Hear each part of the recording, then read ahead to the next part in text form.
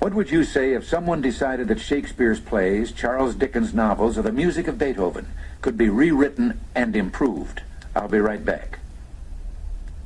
Writing in the journal The Alternative, Richard Hanser, author of The Law and the Prophets and Jesus, What Manner of Man Is This?, has called attention to something that is more than a little mind-boggling.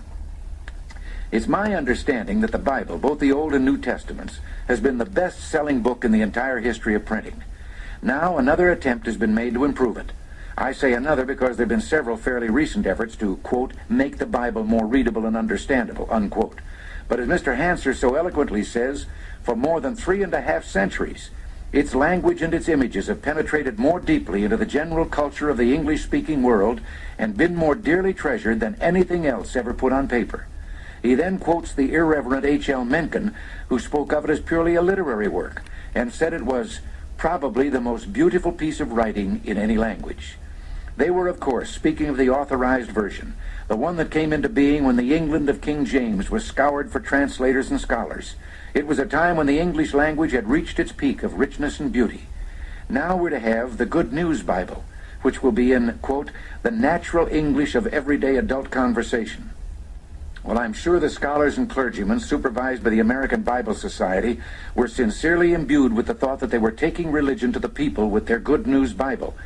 But I can't help feeling we should instead be taking the people to religion and lifting them with beauty of language that has outlived the centuries. Mr. Hanser has quoted from both the St. James Version and the Good News Bible some well-known passages for us to compare. A few thousand years ago, Job said, "How forcible are right words." The new translators would have him saying, "Honest words are convincing." That's only for openers. There is the passage, "For in much wisdom is much grief, and he that increaseth knowledge increaseth sorrow." Is it really an improvement to say instead, the wiser you are, the more worries you have, the more you know, the more it hurts? In the New Testament, according to Matthew, we read, "The voice of the one crying in the wilderness, prepare ye the way." The Good News Version translates that into, "Someone is shouting in the desert, get the road ready." It sounds like a straw boss announcing lunch hour's over. The hauntingly beautiful 23rd Psalm is the same in both versions, for a few words. "The Lord is my shepherd." But instead of continuing with the "I shall not want," we're supposed to say, "I have everything I need." The Christmas story has undergone some modernizing, but one can hardly call it an improvement.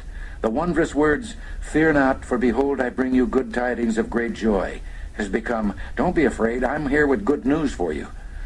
The sponsors of the Good News Version boast that their Bible is as readable as the daily paper, and so it is. But do readers of the Daily News find themselves moved to wonder, quote, "at the gracious words which proceeded out of his mouth," unquote?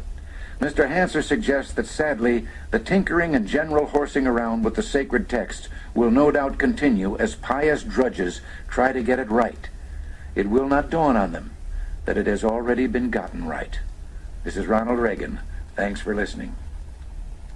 In support of Ronald Reagan's testimony and observations, let me endorse his recommendation, along with many others. I'm David Clark from England, and may I direct you to the link below for further information and help on this subject.